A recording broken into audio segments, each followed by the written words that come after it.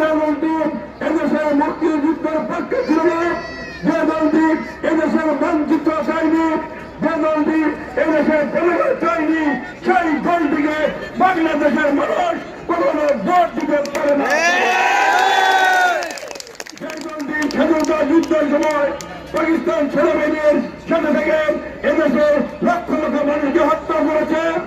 যে দলটি স্বাধীনতা যুদ্ধের সময় পাকিস্তান সেনাবাহিনীর সাথে থেকে এদেশের লক্ষ লক্ষ মা বোনের ইজ্জত নষ্ট করেছে, বাংলাদেশের মানুষ সেই দলটিকে ভোট দিতে পারে না।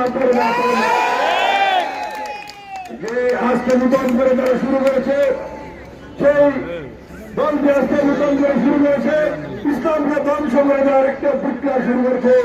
বাংলাদেশে প্রচলিত মানুষ মুসলমান, আমরা ধর্মকে ভালোবাসি, আমরা ইসলামকে ভালোবাসি।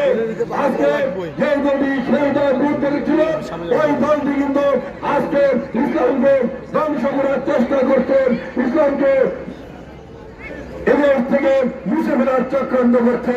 তারা আজকে আমাদের প্রিয় নবী হযরত মুহাম্মদ সাল্লাল্লাহু আলাইহি ওয়াসাল্লামের বিরুদ্ধে কথা বলছেন।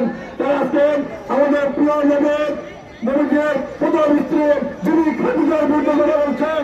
তারা আজকে পবিত্র কোরআনের বিরুদ্ধে কথা বলছেন। তারা আজকে বলেন রোজার পূজা একই জিনিস, তারা বলেন হিন্দুদের অনুদানে আর মুসলমানদের আজান একই জিনিস।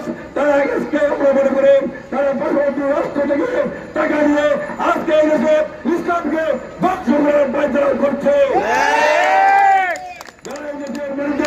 ইসলামকে ধ্বংস করার পায়তারা করছে বাংলাদেশের তরুণ সমাজ, বাংলাদেশের যুব সমাজ, সেই বিশাল যাদবদের ইসলাম বিরোধীদের কখনো ভোট দিতে পারে না, কখনো ভোট দিতে পারে না।